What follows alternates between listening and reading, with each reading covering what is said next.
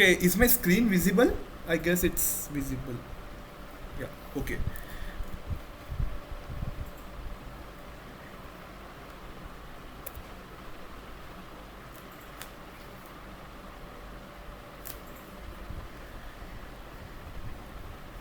Okay.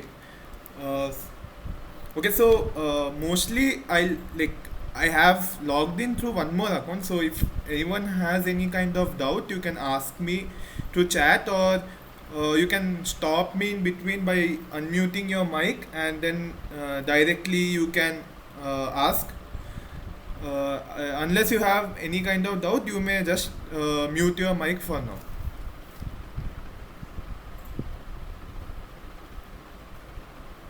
Okay. So just a second.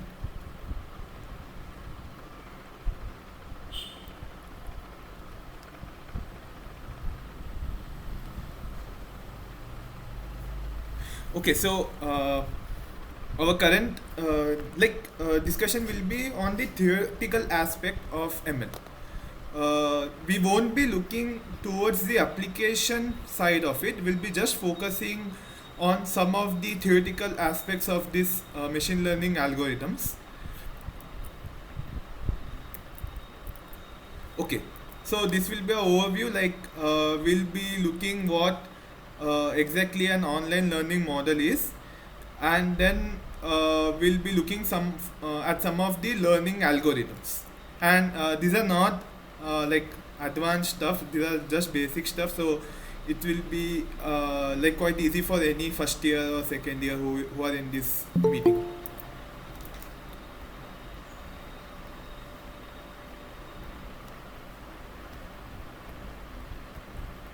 Sorry.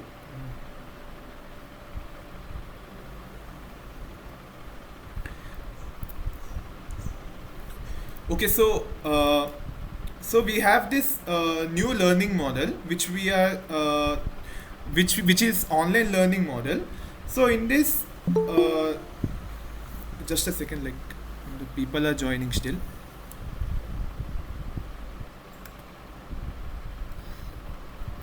Just a second.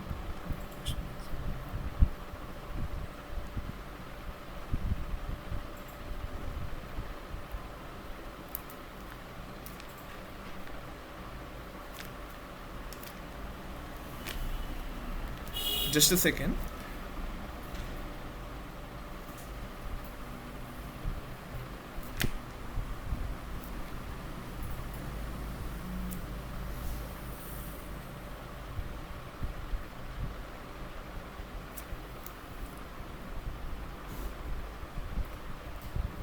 Okay, I'll begin now.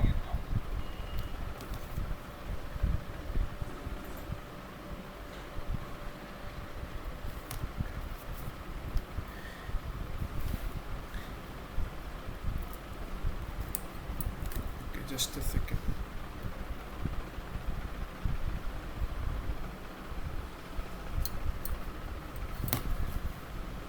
Okay, so in this model we have uh, okay, so in this model we'll be dealing with some learning algorithms where we'll be getting some examples, but those examples will be coming one at a time. So we'll be getting these examples one at a time, and based on that we have to make some kind of predictions. So so in general the predictions can be right or wrong.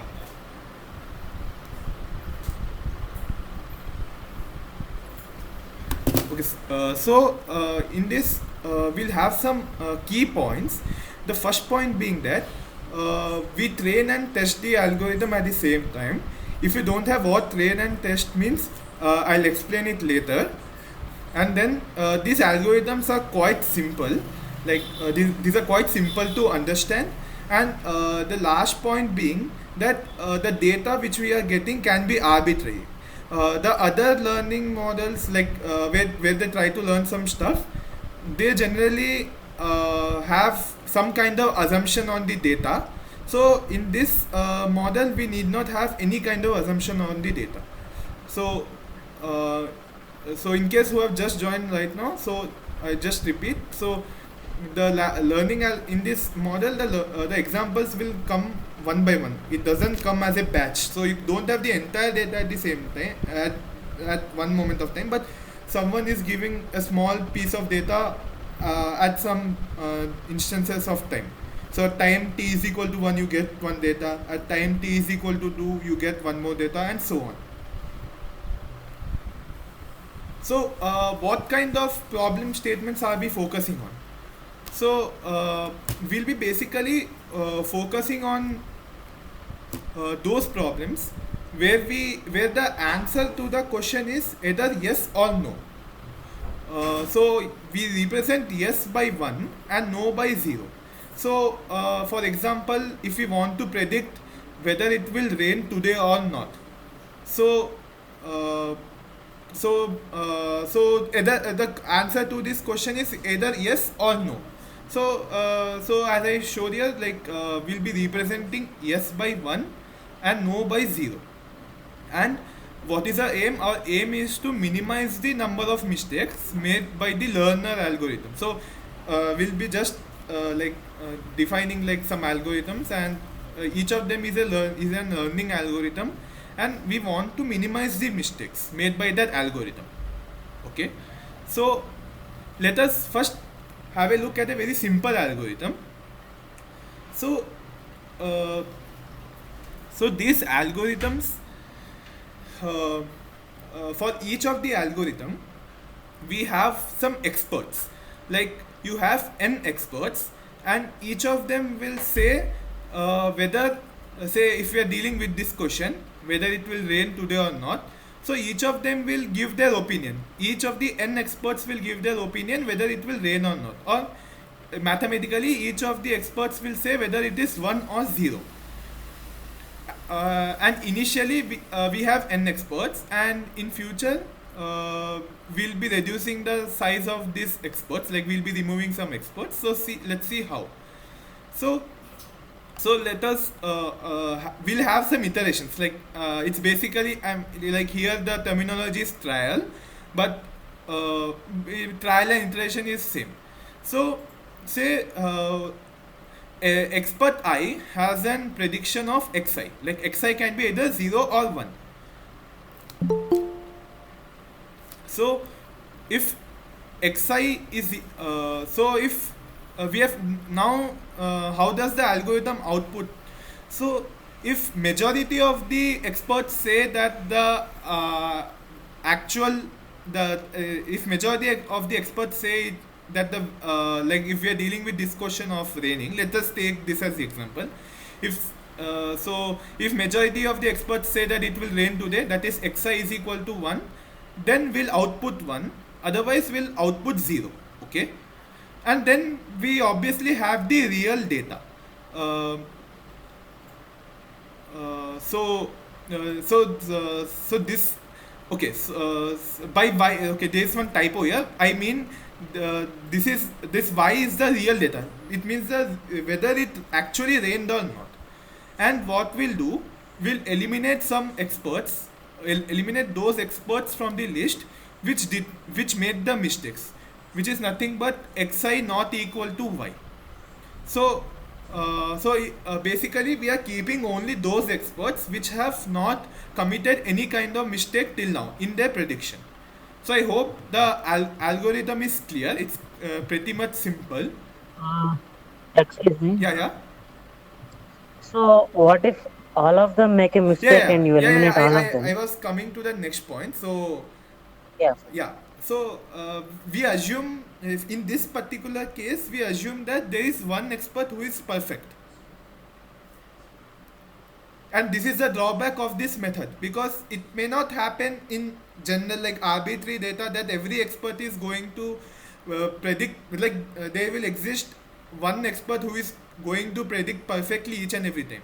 So in this particular algorithm, we make an assumption that an expert is there is one expert who will perfectly predict. So okay, there is one key fact in the theoretical machine learning discussion, that we just don't stop at the algorithm and its result. We look at the analysis also. So let W be the number of surviving experts, and initially W is n. And as you might see, if our algorithm outputs the wrong answer, then it means that more than half of the experts have given the wrong answer, and we are removing them. So after one mistake, our weight is reduced by a factor of at least 2 times. After 2 mistakes, our weight is reduced by a factor of at least 4 times. And if we continue like this, after m mistakes, our weight is reduced by a factor of 2 to the power m. By weight, I mean this w here. And we assume that one expert is perfect. So that expert will never be thrown out. So w is greater than or equal to 1. So we have this inequality. So it means that the learner will make at most log n number of mistakes.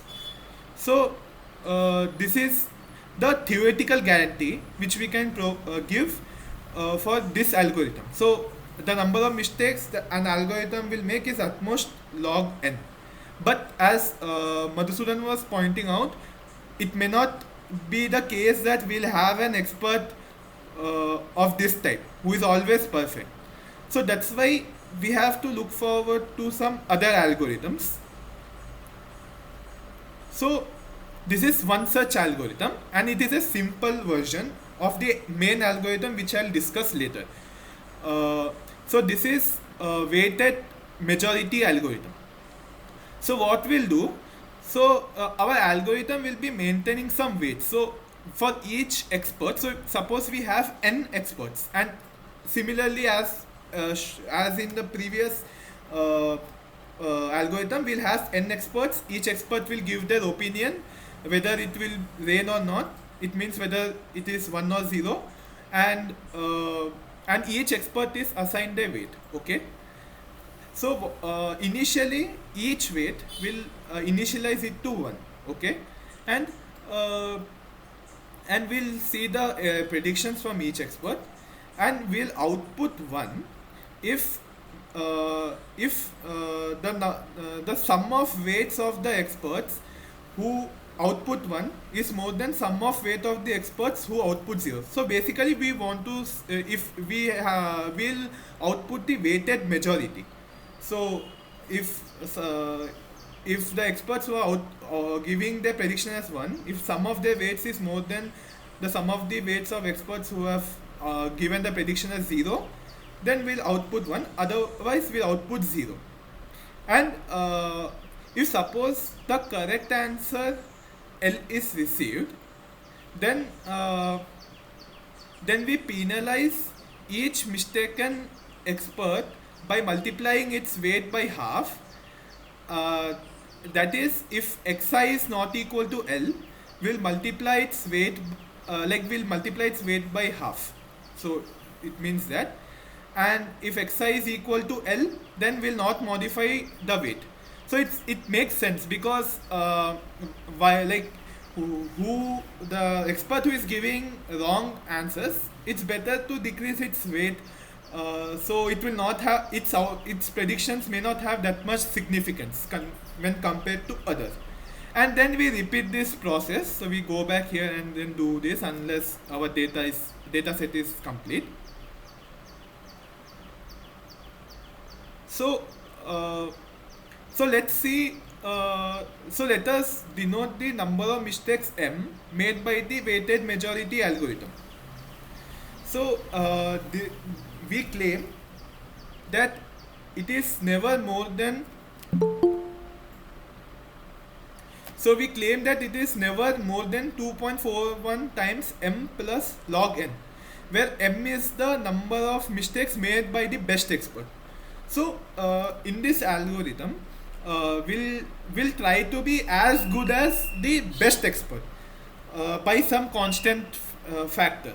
So as here you can see, log 2.41 times m plus log n. And if the data set is huge, like the number of times we are doing the trial is huge, then this log n value can go drastically small. So it's nearly equal to the nearly equal to the 2.41 times the number of mistakes made by the best expert. So we are trying to act like our learning algorithm is sort of trying to replicate what our best expert is, but not exactly, but by some constant factor. So the analysis is quite simple. So as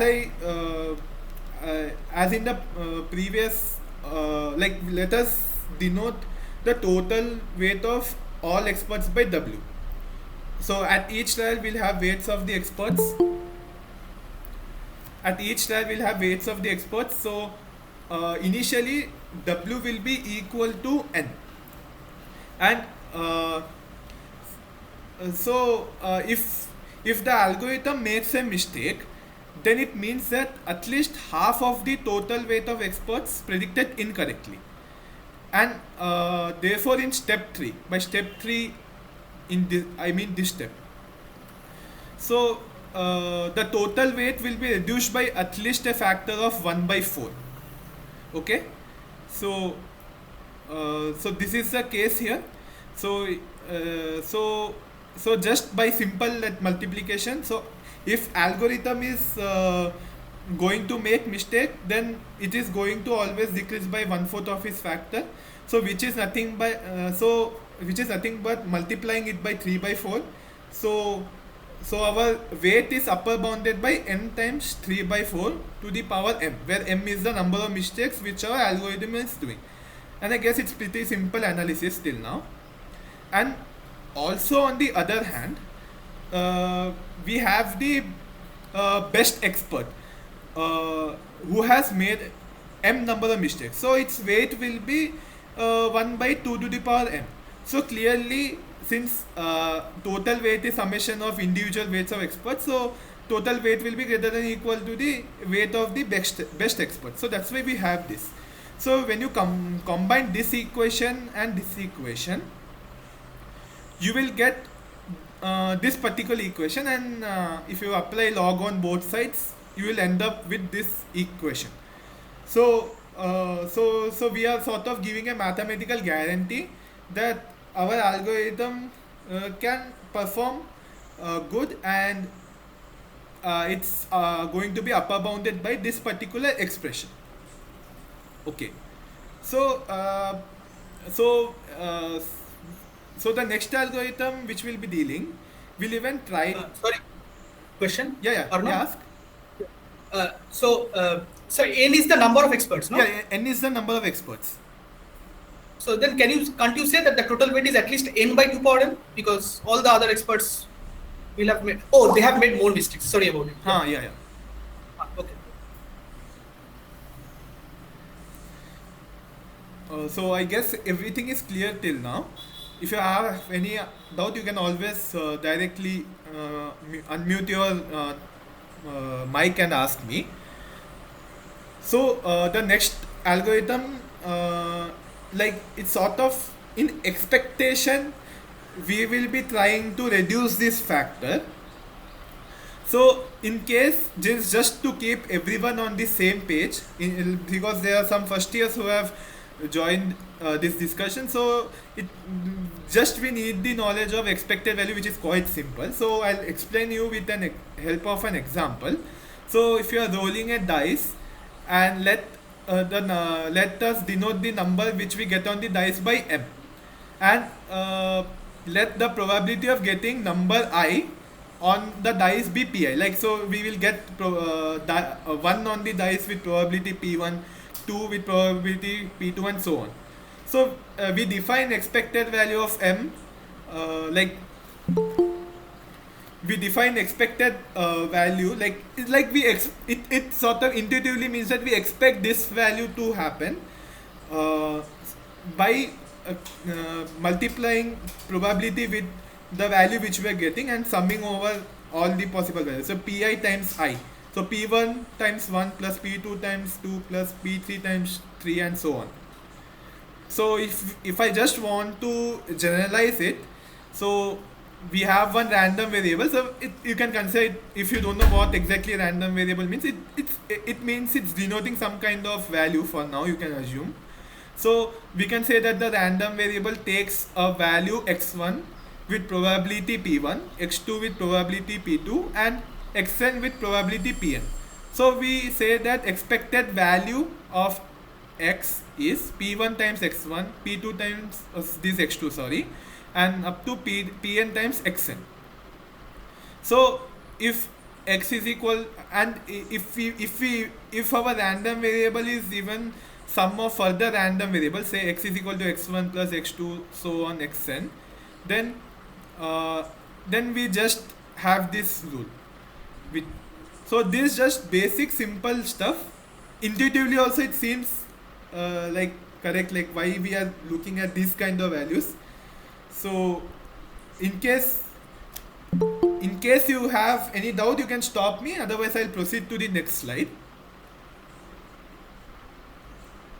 Okay, so this is a randomized weighted majority algorithm.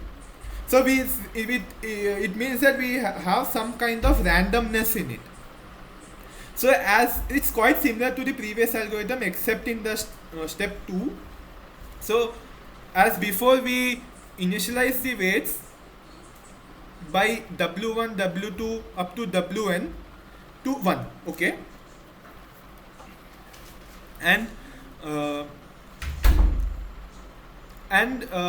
is as before, the experts give their prediction, okay, and what we do with a probability of w1 by capital W, like w1 is the weight of the expert and capital W is the total weights of the expert. With this much probability, we'll choose one expert and we'll output its value, okay. So say we'll output expert, like we'll choose expert 1 with a probability of w1 by capital W, and then we'll output its prediction. And then when we receive the correct answer L, we penalize each mistaken expert by multiplying its weight by beta. We'll fix this beta later on. So, and then we again repeat this algorithm. So this algorithm is very similar to the previous algorithm.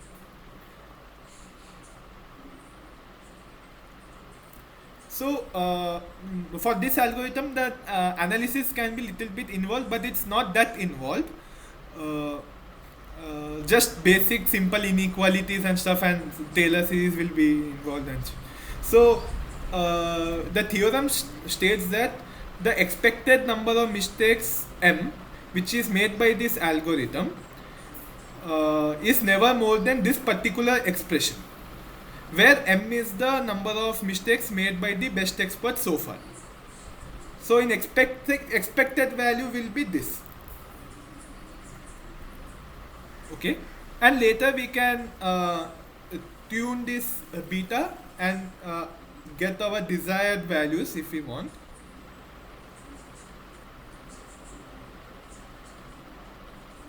So okay, so if so here I am choosing one variable xi, and okay, so okay, we are choosing one variable xi, and it denotes the number of mistakes made in round 1. Okay, so so the number of mistake in one particular round can be either 1 or 0. So in expectation, that value can come in fraction also. So like if with probability, like say 0.6 I am going to make a mistake, then it means that my expected value of the number of mistakes I made in that particular round is 0.6. You can think it in this fashion. So let fi be the total fraction, like the fraction of total weight on the wrong answers. Like what I mean is you check like you sum up all the weights of those experts which have given the wrong answer, and then that value you divide by W, like the total weight at that moment. that will be the fraction which I am talking about, the fi. Okay, and so basically it means that with probability fi we are going to make a mistake at trial error. It's quite obvious why if it will be fi, because that fraction of experts, we have a probability that much to choose one of the experts which is giving wrong answer, and will output its value. So as I told, in expectation we'll have answer to be fi. Fi is a fraction, but we are talking in terms of expectation. And sorry for the typo here, it should be superscript actually, x superscript 1 x superscript n, so everywhere it's that. So suppose we have seen t examples, and let m be the expected number of mistakes so far. So m is nothing but expected number of total number of mistakes, which is nothing but sum of mistakes made at each round. And as I showed here, we have this property, so we can just linearly apply this and then just sum it up. So if any first year guy who didn't get this part, just you can remember this part, like m is equal to sigma fi. This part is enough. Just for the sake of more clarity, explain this part. If it was just second years and third years, then I would have just proceeded to just this point directly. So let's come to the main analysis. So as you can see, we'll be like here in this step, we are penalizing each mistaken expert by multiplying its weight by w. So you can see the total weight will become this particular value. How? So a fraction fi becomes beta fi. So the weight which we are losing is 1 minus beta fi, and that subtracted from the entire weight will result in this new weight. It's quite simple basic arithmetic. So the total weight will now become this, and so this is after each say after ith example. So if we look at the final weight, say we look at t examples, then initially we begin with n, and then we'll be multiplying this stuff with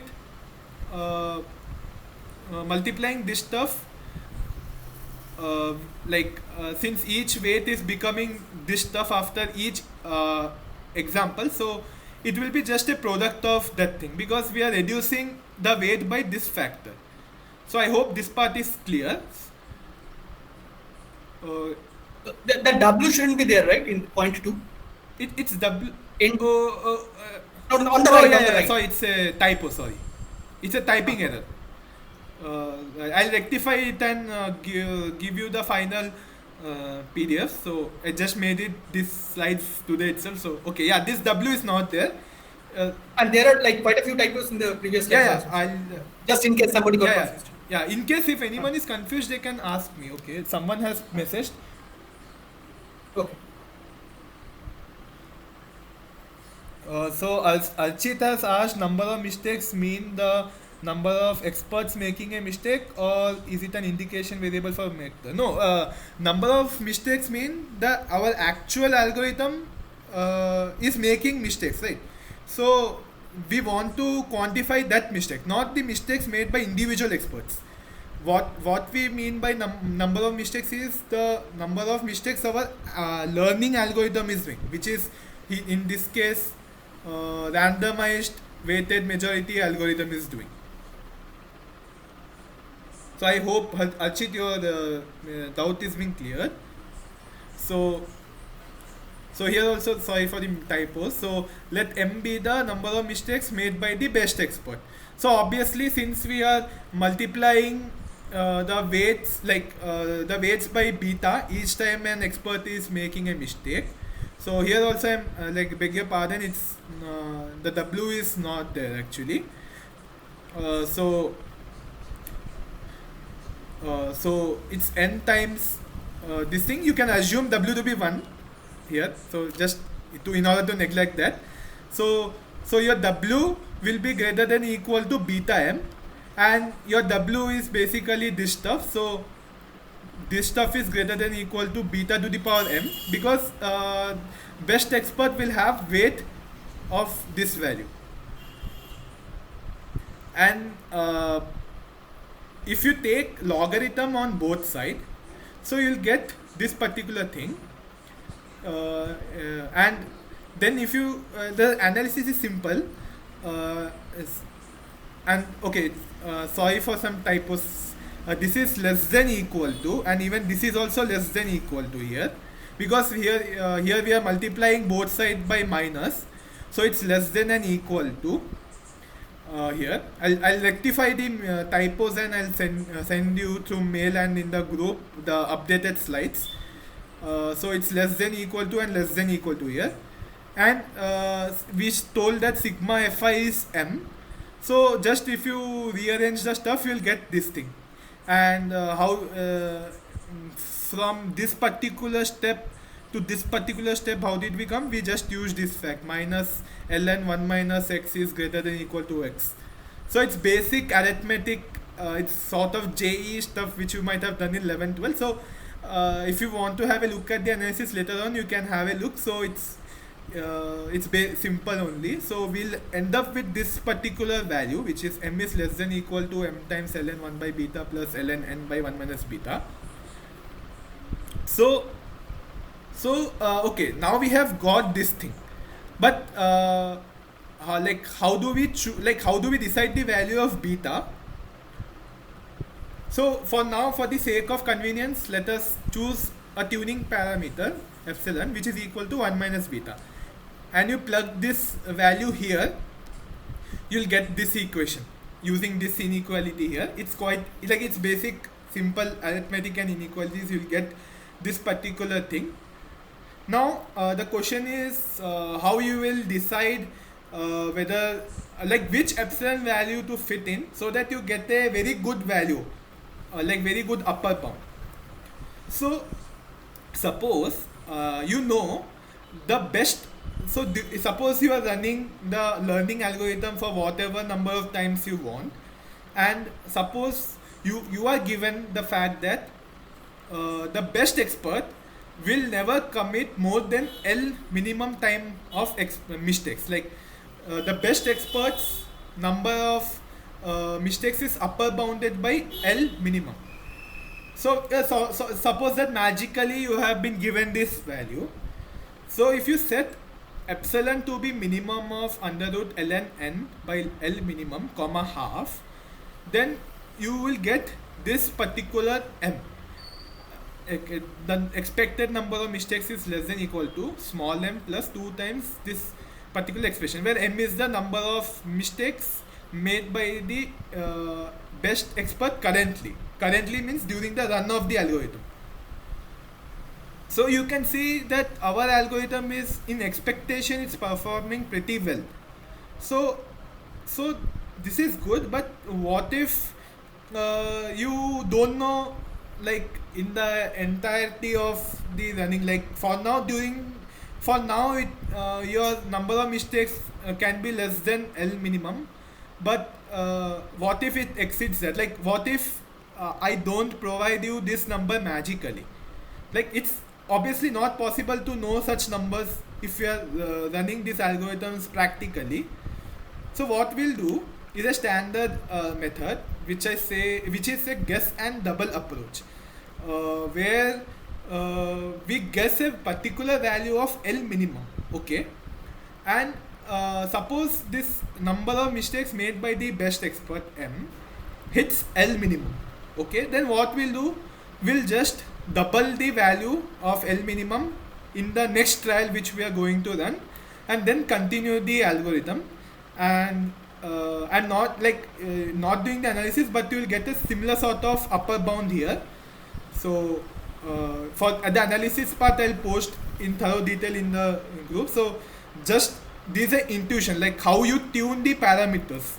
Like I personally speaking, I don't have that much insight into how the real life machine learning algorithms work, but they also tune parameters in this type, and they observe how the output is behaving and all.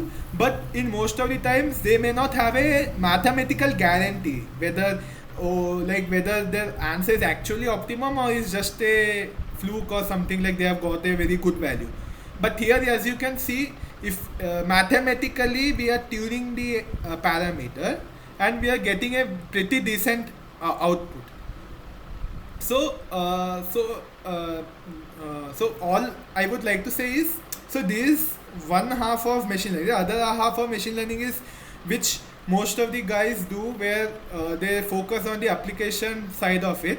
But if you don't if you focus, if you don't have a clear picture how theoretically the algorithm works, then what you might be trying to do in real life application might be in vain, because if you can sort of mathematically show that your algorithm will work perfectly, then in real life you can even further enhance that thing heuristically.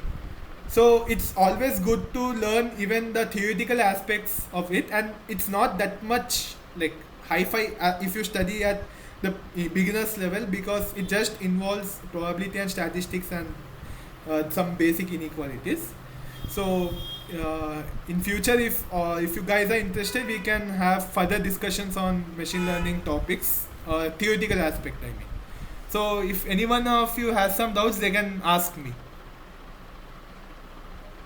Yeah, Yeah. hello. Exactly how the first guess of L-min is being taken here? Means we guess L-min. Yeah, so you can guess I don't- any particular I don't value like there. Like some small, you can begin with some smaller value, and then you can keep on doubling it. that. Okay, means any random small value we Yeah, can yeah, just guess and yeah. start the algorithm. Yeah.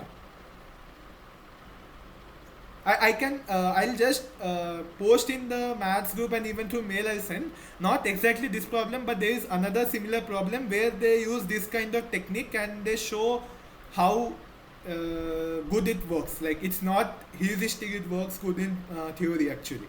Just I've not shown it because it will be a little bit involved. So, but I guess you get the idea what I'm trying to say.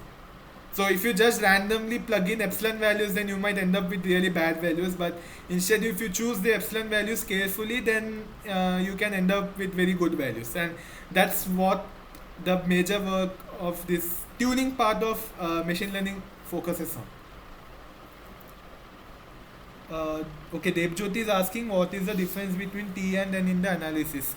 Okay, this T is the T is basically the number of examples which we got, like number of times we are making the prediction, like number of times the learning algorithm is telling whether it's yes or no, and N is basically the number of experts, who are giving their predictions. So I hope it's clear, Debjyoti.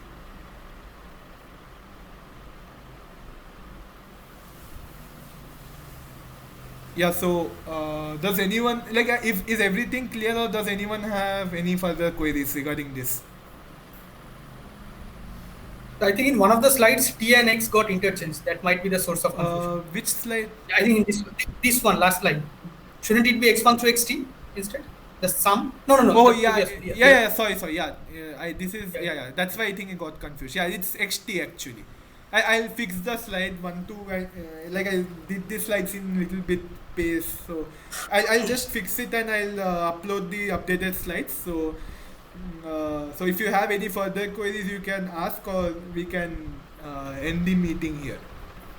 And if you have any kind of suggestions, you can give me, like anything to improve upon, or anything you like any topic which you like, which should be presented in this particular area or any other area. Okay. Okay, Madhu, tell. Yeah, Hello. tell Madhu. You can hear me. Yeah. So, okay. So we started out with a very specific learning model where data comes in stream Yeah. online, right? So maybe we can just start out with more general. Yeah. So what is learning? Yeah. Proper abstraction of general learning. We can start out there and show how the general learning people do is actually this, and the math behind it. Maybe we should Yeah, sure. do it in general. Sure. This is yeah. I just like started this topic because like I was doing my project on a topic similar to this, so that's why I felt like having some discussion upon it. So since I saw a positive feedback this time, so from next time we'll start how Madhu told, like from the basic abstraction and then building upon it. Yeah, so that's a pretty good suggestion. Yeah. Yeah, so I guess no more queries. I guess like if not, then I guess we can end our meeting here. Thanks, Yeah, Arnav. yeah. Okay then. See you guys. If there is a meeting next week, then I'll announce it the day before. Thanks for coming.